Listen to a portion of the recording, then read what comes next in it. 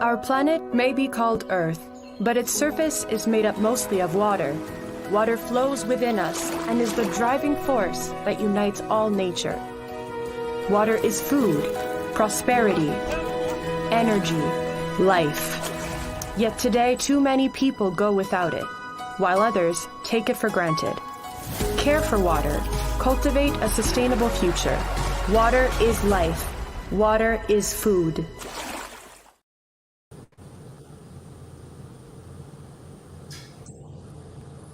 And a warm welcome to all. Good morning, good afternoon, good evening, wherever you are today on this planet, to this One UN outreach event focusing today on job opportunities in the food safety and food security sector in the UN system.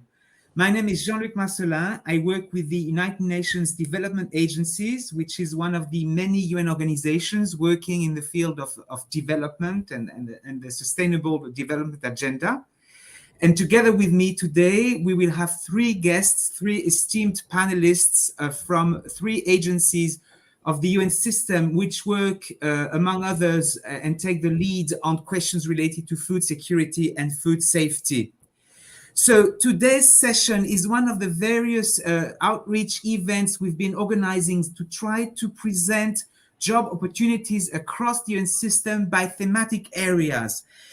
Some of you may have heard about previous ones, which were related, for example, to energy and environment or other topics. And this time we're going to focus on food security and food safety, as I was mentioning, through the lens of three agencies present here with our panelists. So without further ado, let's start by a quick round of introduction, and then we will go into more details when it comes to the background of each of our panelists.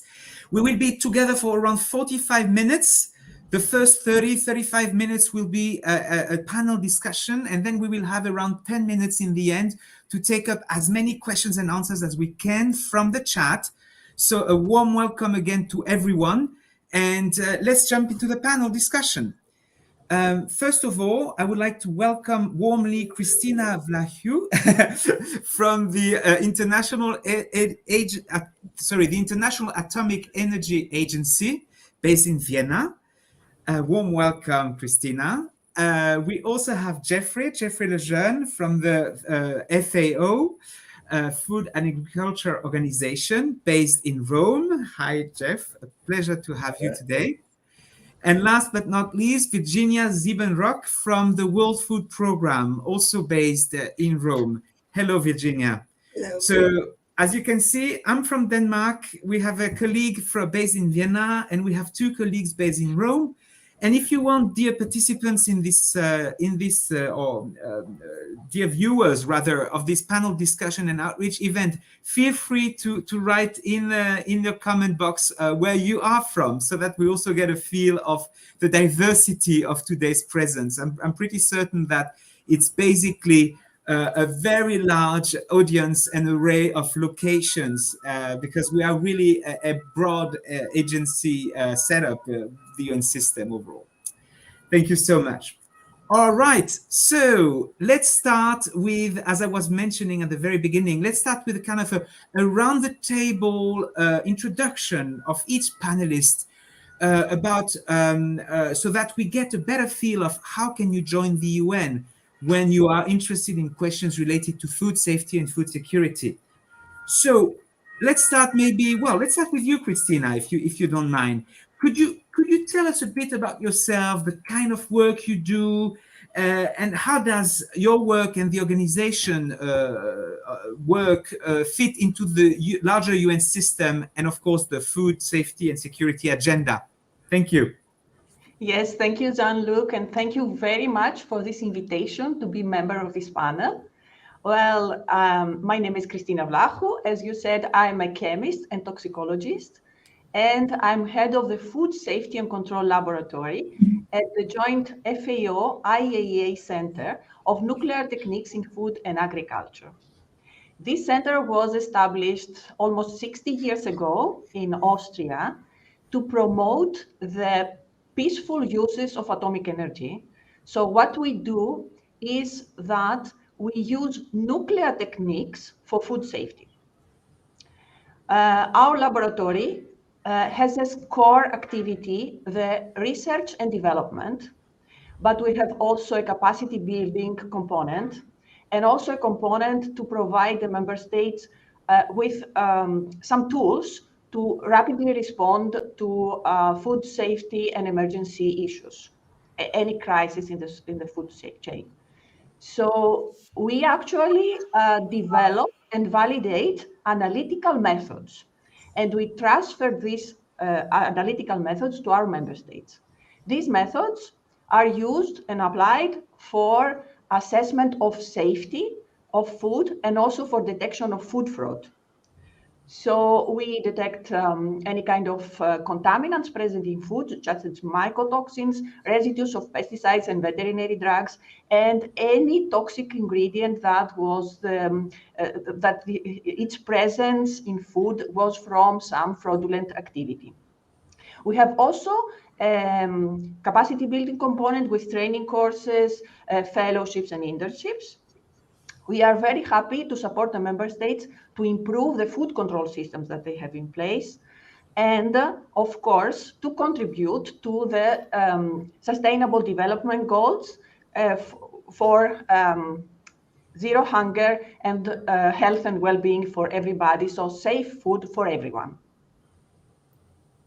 Thanks a lot, Christina. Very interesting. And actually, this is a totally new topic to me. So I'm learning as much as I listen here. It's amazing.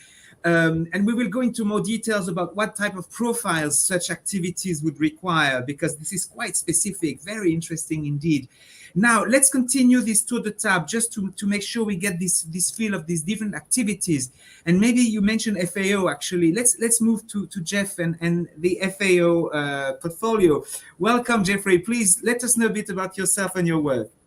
Thank you. I'm delighted to be here and share this information with you. Again, my name is Jeff Lejeune, and I work at the Food and Agriculture Organization of the United Nations, or FAO. Sometimes we call it FAO. Our mission, we are a specialized agency of the United Nations system, and our mission is to eliminate hunger. So in order to achieve that goal, we have to ensure food security. And if you break that down, what is food security? Food security, briefly, is to ensure that all people at all times have adequate, nutritious, and safe food. Thus, if the food's not safe, it's really not food, and you don't have food security.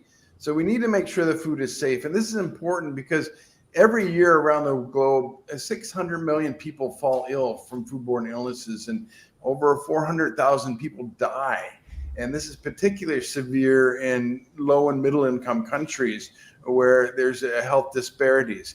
So in my job, what I do is I strive to help countries strengthen their food control systems to make their food supplies better. So I provide scientific advice to countries, to an organization, the Codex Alimentarius Commission, who develops international food safety standards, and also to other UN organizations, such as that of my colleague at the World Food Program, and also working closely with the World Health Organization. So those are kind of what we do. Specifically in my role, I work on infectious diseases. We talk about E. coli, salmonella, antimicrobial resistant diseases that are emerging and becoming very severe and can be transmitted through food. So that's what I do. And muting myself. Thank you so much. Very interesting and very clear also. And again, the connection that Christina was mentioning, that everything is interconnected. And this is where it becomes really interesting, I think, this agenda, which is towards sustainable development overall. Great. Thank you so very much.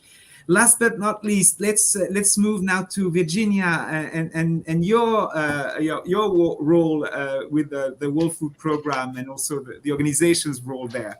Thank you.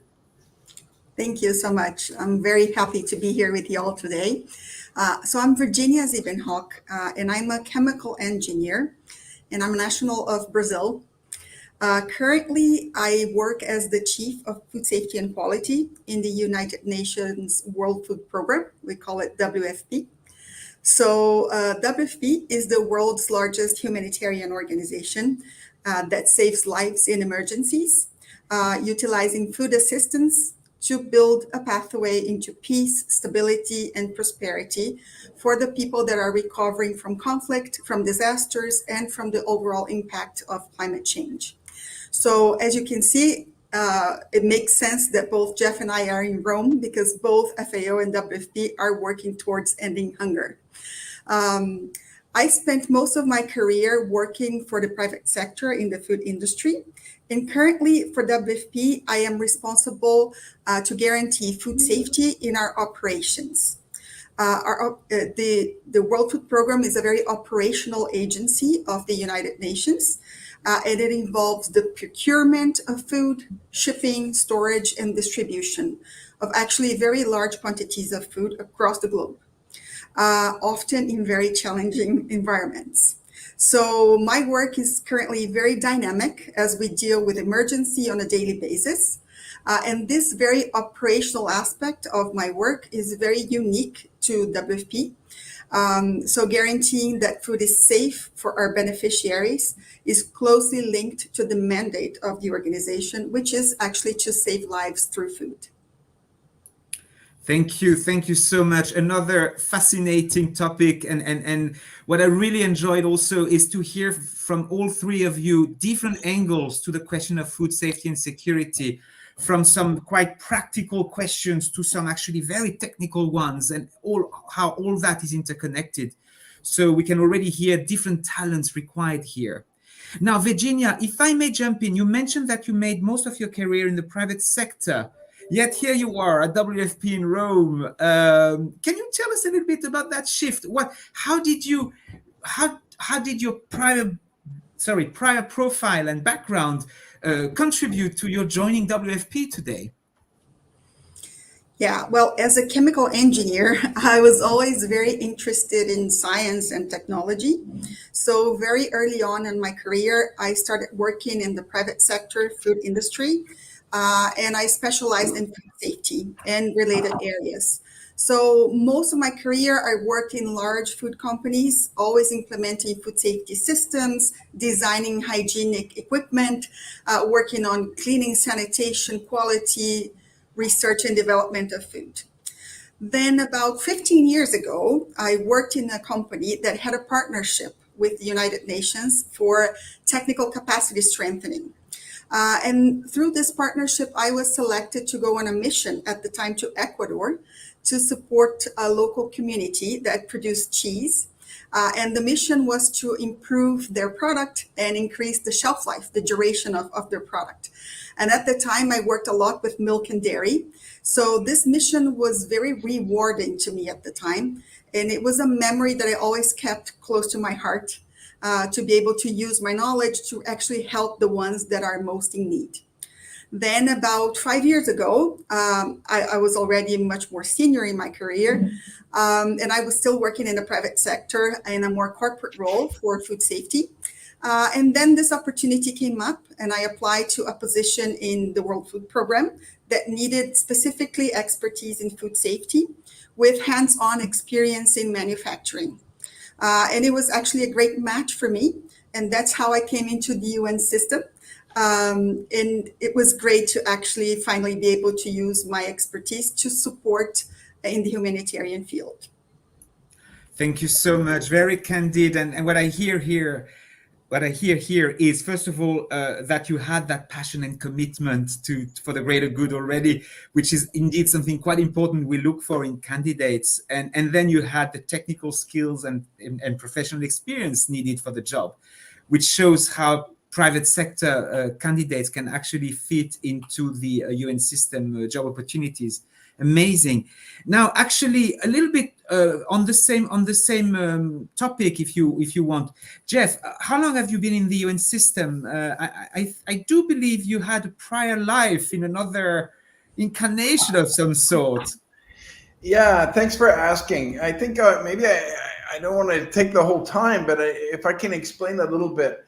I grew up in a very small village in rural Nova Scotia of 800 people, and I went to a university to study biochemistry, It was the local university. It wasn't a prestigious college. I was interested in that. I was curious. Okay.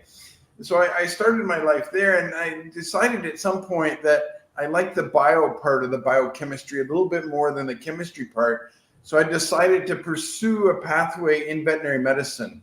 So I studied to become a veterinarian. And my vision was to, open a practice and treat dogs and cats and that kind of thing. And as I graduated, I got some experience in research, and I decided actually that although I loved animals, I wasn't really keen on all these animal owners and dealing with them and their finances. And so I decided I would change pathways and become a researcher.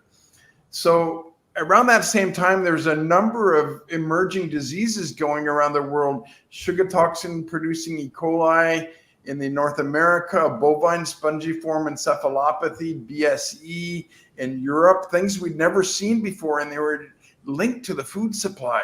So I was fascinated by this and decided to go back and do some graduate work in microbiology and diagnostic medicine for veterinary medicine. And so that was it. I had worked a little bit as a veterinarian for the Federal Meat Inspection and Food Hygiene System, and I was planning to go back there to work after I graduated. But then an opportunity came up and said, exactly, we need somebody who does what Jeff does, And I'm like, well, I guess I better apply. And I ended up becoming a professor. And I stayed in that position for almost 20 years. And even part of that, as a professor, I came and volunteered some of my time to FAO because they needed some expertise in a field that I was working in. And that was kind of interesting. And then about 7 years ago, one of these colleagues from FAO who I'd worked with 15 years prior called me up and said, look, we need some more help. Can you come for more than just a week? Maybe you can come for 3 months. And I'm like, well, Rome's a nice place to live. I suppose I could handle that for 3 months. And then after 3 months, they say, could you stay longer? And I'm like, okay. So I negotiated as a professor a sabbatical leave to stay longer. And I saw the need, and I saw my passion begin to grow for the work that was done here, to see the application of all the research that I had done. And my time ended. I had to go back to my faculty position and my academic administration. And then an opportunity, like Virginia mentioned, came open. And I'm like, I will try something more for a longer term. And so I moved over here about 5 years ago in this current position. And that's kind of how I ended up here, based on an academic research background, to now working for FAO. Thank you, Jeff. And actually, exactly, this is quite interesting because you have an academic background and experience. Virginia came from the private sector, and it really shows how different backgrounds actually can be of relevance when joining the UN, especially on these quite technical positions indeed. Now let's see what Christina's background is. If you don't mind telling us a bit about how you joined the UN and the IAEA. Yes, thank you, Jean-Luc. So I wanted to become a chemist since I remember myself, perhaps since I was 10 years old. And during my university studies, I realized how amazing food chemistry and food safety topics were. So I really wanted to work in the field of the food business. And as a young chemist, I also joined a private company for some years. Afterwards, after my PhD work, I was hired in a national authority in Greece. It was the General Chemical State Laboratory. So again, a laboratory involved in the national food control system. And I was always placed in the department that was doing analysis in food. So analysis of contaminants, food additives, and of course, any kind of aspect of food quality. So from there, I had a very good insight in how to manage a laboratory In the meanwhile, I did some more studies. I had a master's in quality management system for the laboratory. And I received a fellowship from the European Food Safety Authority to work as a fellow in another member state. So I worked for 1 year in the Austrian Agency for Health and Food Safety under this fellowship. So in Austria.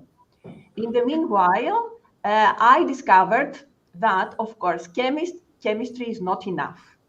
If you want to go for food safety, chemistry is not enough. You need to know also what health results are associated with unsafe food. So I did a master's in toxicology, again in the Medical University of Vienna, and I was monitoring the IAEA vacancy launches. At some point, when I returned to Greece after Austria, I've seen this call for the head of the food of the Food Safety and Control Laboratory, and I applied. Because from the moment that I've seen the call, I realized that this role and my background was a perfect match. So I joined in 2022. It was my first time to join the UN system. But all my previous experience at the national and at the European level was really the basis for me to seek to expand my scope, let's say, to the global perspective. Thank you so much, Christina. And actually, while you were mentioning your last comment about that your background was relevant, etc., this is really something which I would like to stress again to all our viewers and listeners here. The fact that actually, as you could hear from all three backgrounds that have been briefly presented, very different trajectories, but all with the relevance, with the drive, and then suddenly an opportunity. That opportunity may be by checking a website with vacancy announcement. Maybe it's by having a peer like Jeff who said, "Hey, why don't you apply for this position?" or etc. But grasping opportunities on the basis of your prior experience is very critical if you want to join the UN. So thank you so much to all three of you for these insights. We've started receiving some questions through the chat, and our dear colleagues behind stage who are managing the chat have started sharing some of them. So I'd like to actually take a first one, which would be a bit addressed to Virginia because it's about the emergency context. And it's also because today, yes, it's food security, food safety, but it's also focusing, on STEM talent, science, technology, engineering, and mathematics. So maybe, Virginia, I can ask you first, how do you ensure food security and food sustainability in an emergency context where there are so many other situations to tackle at the same time? Over to you. Thank you for the question.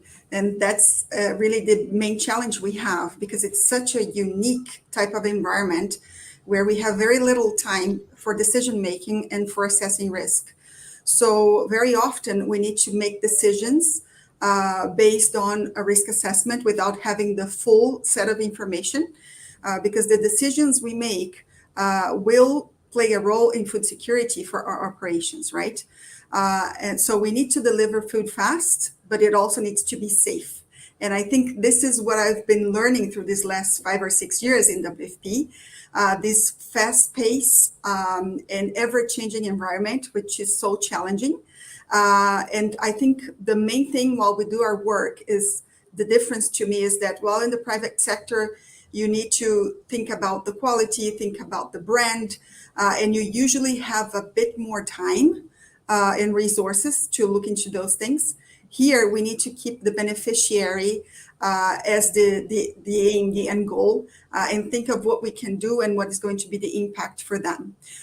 So I think we have, through these years, developed quite a few mechanisms to fast track some decision-making processes to predict as much as possible the things that may happen as an organization for food security, but also as the food safety systems developed. But I must say it continues to be a challenge to this day because emergencies are very unpredictable and they keep happening more and more.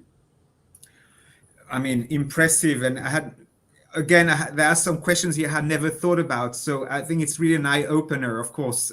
It's not only delivering food, it's ensuring that the food in question is good.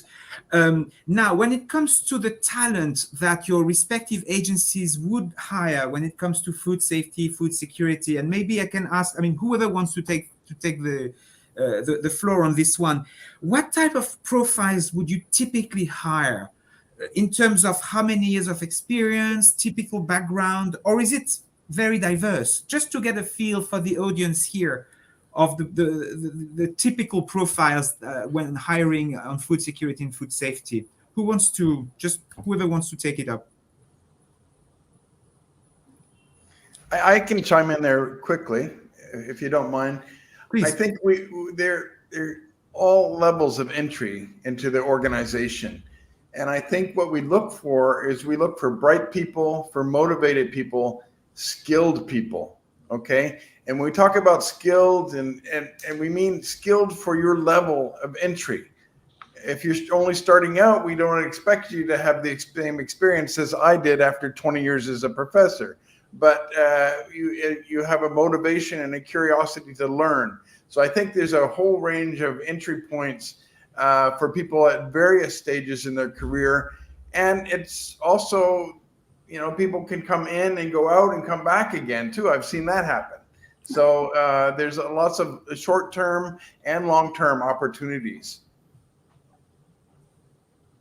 Thank you so much. I'm muting myself. Definitely, some colleagues, do you want to take it up? Sure. Sorry, Virginia. For laboratory-specific positions, usually some relevant type of course, education is required, like in sciences, sometimes specifically in chemistry or analytical chemistry, but it could be also in food technology, in food science in general. And of course, I think that Jeffrey will give some more information about the veterinary science and of course the plant health and animal science. Again, very diverse. Yes, excellent. Virginia, please. Yeah, for WFP, I think it's sometimes a little bit different. I think the background for education is very similar, so food science, food technology. But what I see is that most of our team comes with an expertise on applied food safety systems. So having been working on the food manufacturing world and having had hands-on experience on implementing systems, that is a core type of experience and background that we look for when we are looking for talent for the World Food Programme in food safety. Very good. Would that also include, for example, supply chain management related activities, I guess? Absolutely. Yeah. So I was being a little bit more concentrated on food safety, but in WFP, we have a very large logistical operation. So we have a myriad of professionals around supply chain. Supply chain is our forte. So we have aviation, shipping, the traditional logistics, and then also the procurement piece. So supply chain is very broad and generic. So there's space for many different types of technical talents. Excellent. Very, very good. And now talking about the different types of technical talents, we also got a question related to educators and how can educators use and leverage STEM science, technology, engineering, and mathematics education to address food safety and food security, so that it's basically underpinning some capacity building activities in different countries. I don't know, maybe FAO is working on this, or maybe not, I don't know. But is there a connection between food security, food safety, and the educational sector? Yeah, thanks. I can chime in there a bit. Certainly, we want to prepare the next generation of food safety professionals. And it is a broad base. We've recognized more years ago, we were in our own little silos, but now we recognize we need to take a One Health approach. At FAO, we have engineers. I'm a veterinarian. We have microbiologists. We have food chemists. So it takes a wide variety, and most of these are based on the foundation of science, strong skills in mathematics. Food engineering is based on mathematics. Microbial growth kinetics is mathematics and science and engineering. So I think there's not one single focus that is the answer, but it takes a community together to think, to face these difficult challenges that we haven't seen before. So we have multiple perspectives. Thanks a lot, Jeff. Very true indeed. Now, again, one thing which goes through my mind when listening to the three of you is the passion and the commitment and the belief that we can make a difference by our respective activities today on the topic of food safety and food security. And this is quite a strong message to our auditors here. What would you say? In a few words, not in details, but what would you say is the most rewarding in your respective jobs? But also, and let's be, we're between ourselves here, between friends and avid listeners. But what would you say can be challenging at times? Just in a few words, so that we can see the ups and downs of working on these topics. Who wants to start? Virginia, you want to start? Sure, I can start. Well, I think starting with the most rewarding part, to me, it's to be able to use my knowledge to fulfill such a noble mandate that makes a difference in the lives of the people that are most in need. I actually always felt that my job in food safety was very important, as we're safeguarding people's health. But I think in the UN context, it just becomes even more rewarding. On the other hand, yes, we deal with emergencies all the time. So we are daily challenged on what we can do to simplify, to speed up the processes, and to actually guarantee the food delivery, right? Which is not the easiest when you have a role that deals with risk management, like food safety. So as we said before, it needs to come fast, but it also needs to come safe. I think another aspect of the work that is challenging for me personally is that we get to see firsthand some very challenging realities across the globe. But I think that's also exactly why we're motivated to keep going and to keep improving. Sorry, my connection was getting a bit unstable. I hope you can still hear me. Very good. Thank you, Virginia. Christina, what about you? Well, the most rewarding thing is when I see actually the knowledge and technology that we develop here in the lab, that it is already applied in the member state that asked for our support. So because our job is to develop some methods and then pass these methods to the laboratories. So enhance the capacities of the laboratories in the member states so that the countries can actually safeguard public health and also give the food business operators access to global markets. So by complying to food safety standards. This is what gives me really a reward. Also, when we have training activities, capacity building activities, and fellows and trainees give so positive feedback about the knowledge and the experience that they had. So some of the challenging issues is, of course, the pandemic period and the consequences, because we had to stop in-person hands-on training. This we are trying to resume now. Other challenging issue is when you deal with countries where double standards about food safety exist.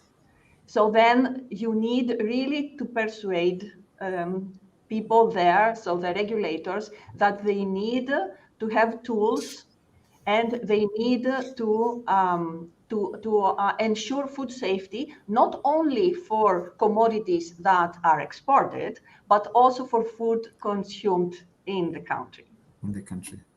Well, challenging agenda indeed. Thank you so much for your candid answer. Let's quickly also go to Jeff just to round the Yeah, table. very quickly. I think I'll start with the challenges so we can end on a positive note there. I think the same challenges exist. Sometimes I wish I had more time. Sometimes I wish I had more resources, because you see the need. And specifically in my field, I wish we had more data. I wish we had more data to make sounder decisions and recommendations in low and middle income countries. But those are kind of the challenges. But the rewards, I think, are those aha moments. When I'm talking with somebody and the light goes on and I could do that and make food safer in my country. If I adopted, it's kind of like when I was a professor and the students would catch the idea. And so they're taking that and they are motivated to move forward and make a change. And so there's sustainability within those countries. And it's not just us dropping something in there and leaving, but they are able to carry on and move forward. So that really gives me a lot of happiness in my job. Well, you can start with me, because I've had quite a few aha moments listening to the three of you to this past half an hour. So thank you so much for that. Actually, time flies really. We only have 8 minutes left, but we've also received quite a few questions and answered some of them already. So I think it's running smoothly in that sense. However, we got also some questions related to how to stand out as a candidate. Because, of course, there are many job opportunities, diverse ones, but there are also many applicants. So maybe one of you, or two of you, could answer this question. What would you say to a candidate to stand out when applying for your respective organizations? Whoever wants to take it, please.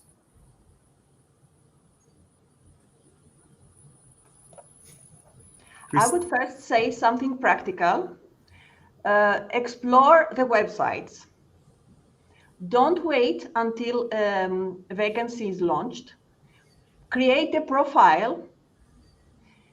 Add as many information about you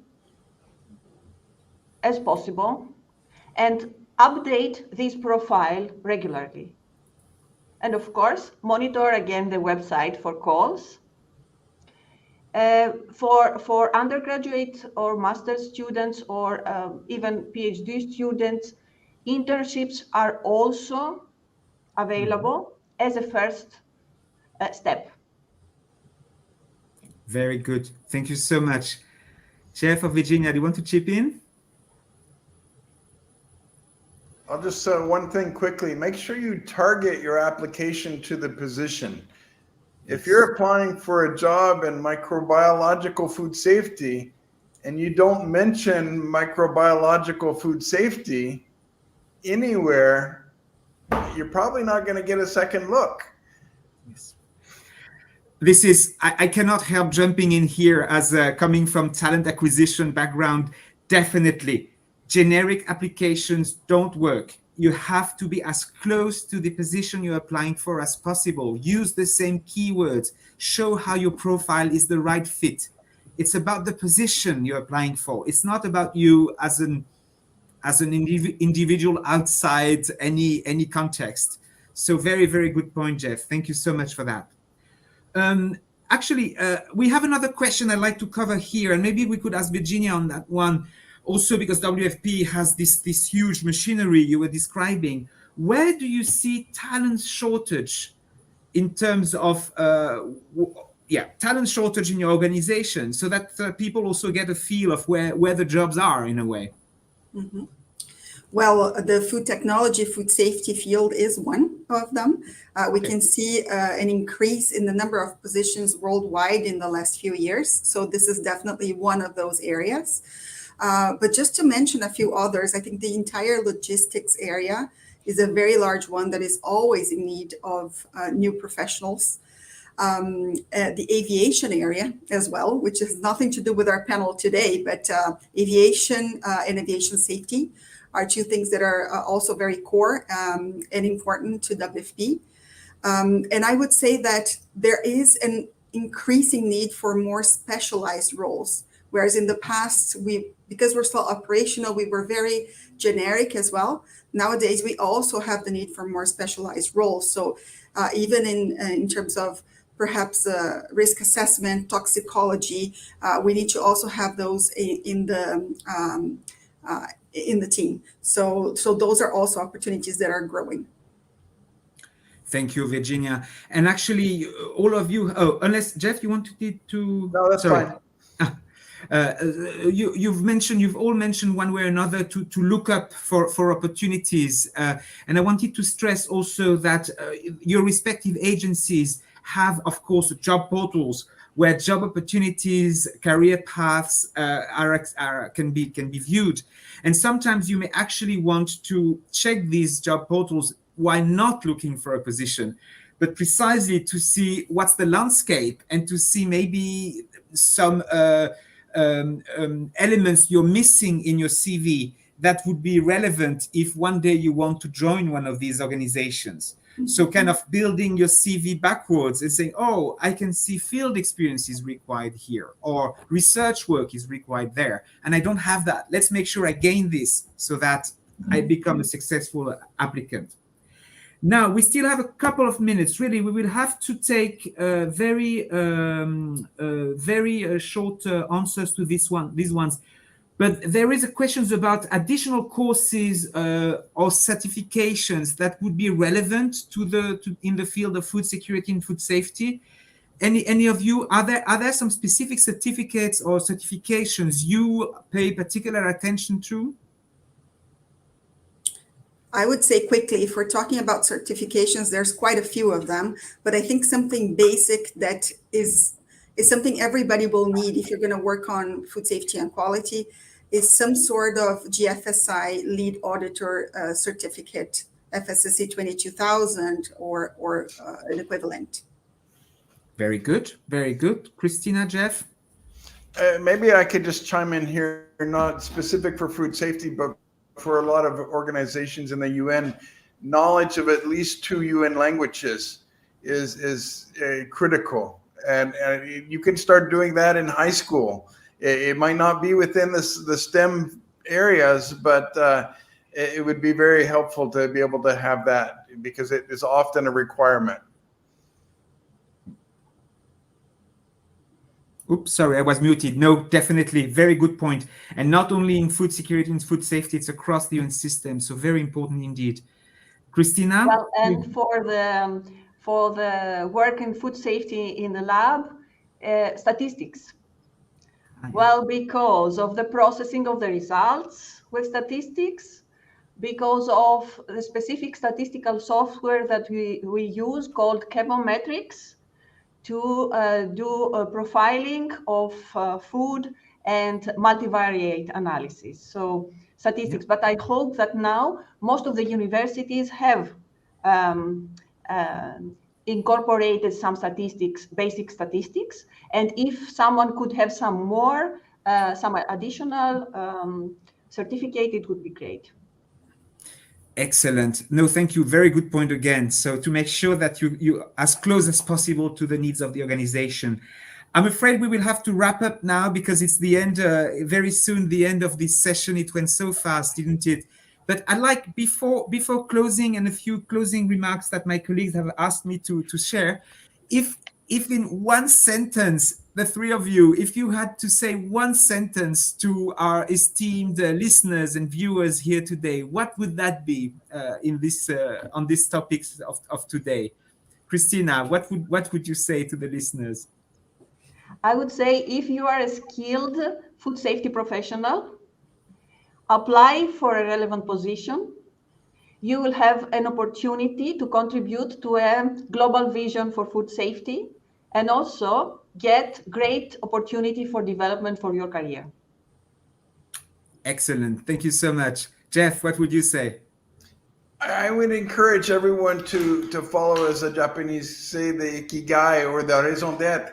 Align your passion, your interest, and your skills. And you can build those skills through education and experience. And then with that, then you will achieve success and satisfaction in your career. Thank you. Very inspirational. Thank you. Virginia. I think I can only say invest in your interests. There is space for scientists and engineers in the UN system in so many different areas, including the ones that are more operational, like the one I have. Thank you so very much. And actually, this was, it's quite nice because I was asked to mention that you have career websites of the agencies present here, also some other partner agencies, I believe, available in the comments. If you want to explore more about job opportunities and what is it that these organizations do on food security and food safety, among other topics, of course. We will have to stop here. Unfortunately, time is up, but it was an utter pleasure to be with you, the three of you today. I learned a lot, actually, and I really hope, dear listeners and viewers, that you also gained from it. Thank you so very much, Christina, Jeff, and Virginia, for being with us today. And thank you also, of course, to all participants in this outreach event for joining, listening, chipping in with comments and questions. All the very best to all in your future endeavors, hopefully in the UN or in another area in food security and food safety. Thank you so very much. And lastly, thanks to UNV, United Nations Volunteers, for hosting us on their platform. Being a United Nations volunteer is an amazing way to gain both UN and field experience.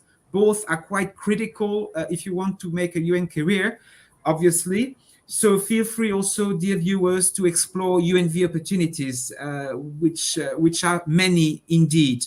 So let's finish with a video presenting briefly UNV, and thank you again to the panelists.